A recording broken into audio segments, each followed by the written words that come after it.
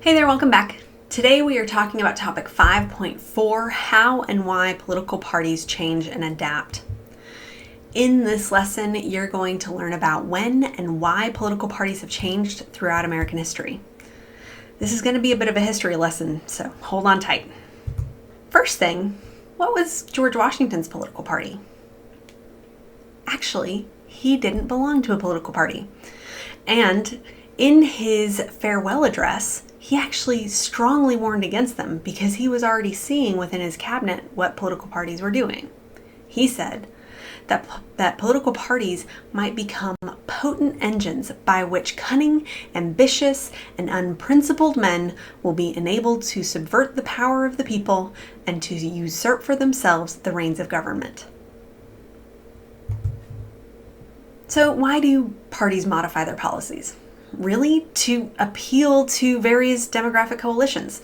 They really are trying to gain voters. And so if voters are changing their minds about something, or if things are coming more into vogue or going out of vogue, then politicians and political parties in particular have to adapt to gain those people's votes.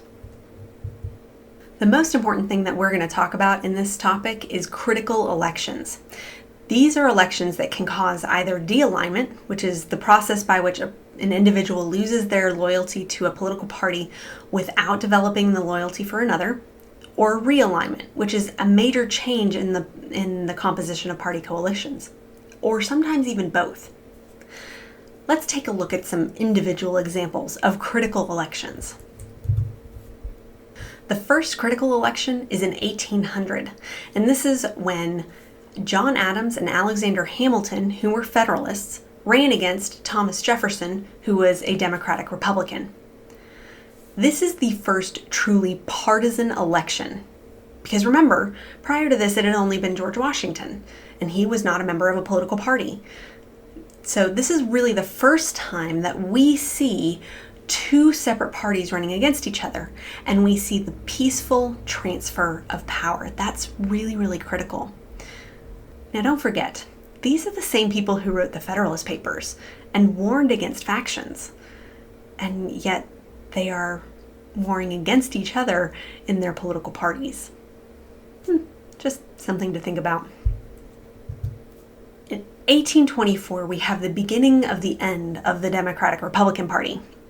Leading up to 1824, the Federalist Party, which we saw in 1800, had pretty much all but died out because of the War of 1812. In 1824, all four candidates were members of the Democratic Republican Party. Each candidate had support in different sections of the country, leading to there being no majority in the Electoral College. And remember, when there's no majority in the Electoral College, the House of Representatives is in charge of picking the president. According to House rules, they have to pick from the top 3 candidates that won Electoral College votes. So Henry Clay, who came in 4th, could not be considered in the House of Representatives. The House chose John Quincy Adams, who was a Northerner, despite the fact that Andrew Jackson, who was a Southerner, had received more Electoral College votes. There were rumors that Henry Clay, remember who had come in 4th, had sold his support to Adams so that Adams would then nominate him for the position of Secretary of State. This was further confirmed when Adams did just that and named Henry Clay Secretary of State. This left Jackson feeling like he had been robbed and ready to fight in 1828, which led to a party split. 1828 is the final de-alignment of the Democratic Republican Party. Following the election of 1824, Jackson split the party, creating the Democratic Party. John Quincy Adams ran under the title of National Republicans in order to kind of separate himself out from the Democrats. And the National Republicans end up kind of becoming the Whigs.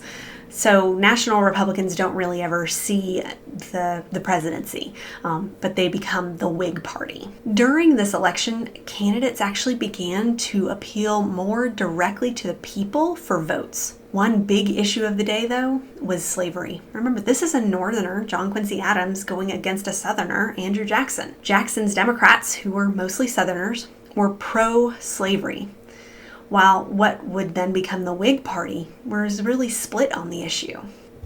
That brings us to the election of 1860, where Abraham Lincoln is elected to the presidency. Prior to the 1860 election, the Whig Party ended up dissolving. In their absence, a new party formed called the Republicans, that realignment.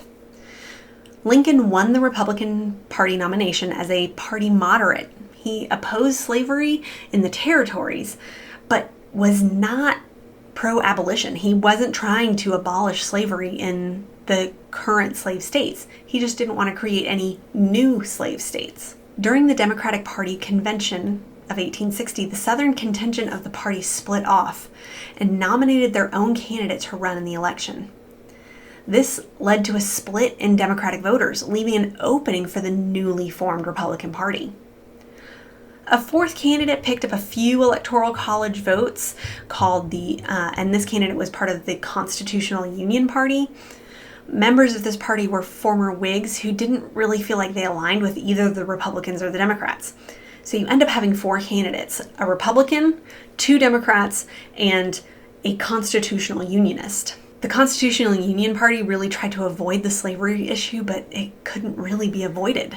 In the end, Lincoln won this election. And again, while Lincoln did not run on an abolitionist platform, fears in the South of having a Northerner in the White House led states to start seceding in December of 1860, which is just 1 month after the election and several months before Lincoln even took office. Then we get to some more current elections. The first is the election of 1932, which is when Franklin D. Roosevelt was elected as a Democrat. He brought with him his New Deal program, which then kind of led many African Americans who had previously voted Republican into the Democratic Party. Remember, the Great Depression is going on, and so really, this is the idea of having more centralization and regulation within the federal government, and it ended up providing jobs for people who wouldn't otherwise have had jobs during the Depression. The final realignment of the two parties from 1932 was in 1968.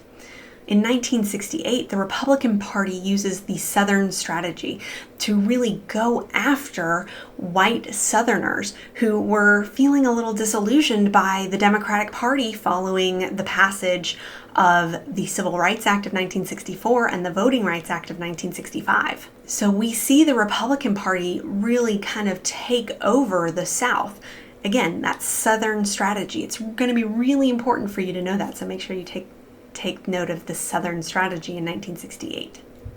The way that political parties are structured have been affected not only by critical elections, but also by campaign finance laws and in changes in communication and data management technology. We're going to talk more about campaign finance laws later in topic 5.11, so I'm going to leave that for then. However, changes in communication and data have really made huge differences in the way that political parties are able to try to bring in more voters.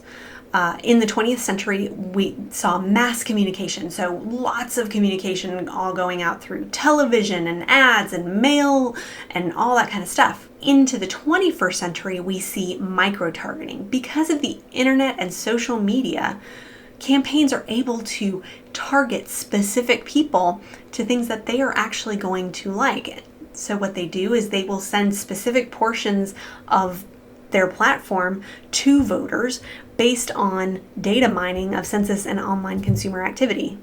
Remember, everything you do on your phone is being tracked by somebody.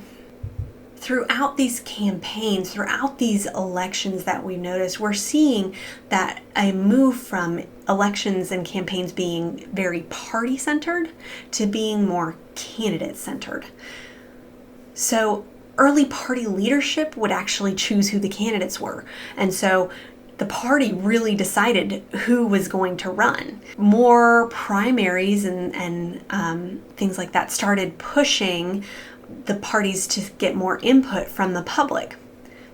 This kind of came to a head in 1968, especially with the Democratic Party. In 1968, the party bosses really chose a candidate who hadn't won any primaries for any state. And the members of the public, the Democratic members of the public, ended up really kind of rioting. At the Democratic National Convention of 1968, there were actual riots. We also see how becoming more candidate-centered ends up creating crossover within the parties. Irish Catholics, who tended to be Republican prior to 1960, actually voted for John F. Kennedy in 1960, who was a Democrat, because of his religious faith. He was one of them. He was an Irish Catholic, and he was the first Catholic in the White House.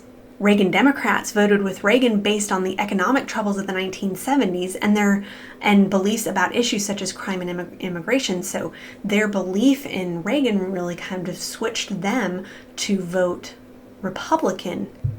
In this lesson, you should have learned when and why political parties have changed throughout American history. If there's anything you missed, go back and rewatch that part of the video now. Then make sure to go in and answer the summarizing question in your notes. That way you can get a stamp the next time we're in class. All right, we'll see you next time. Bye.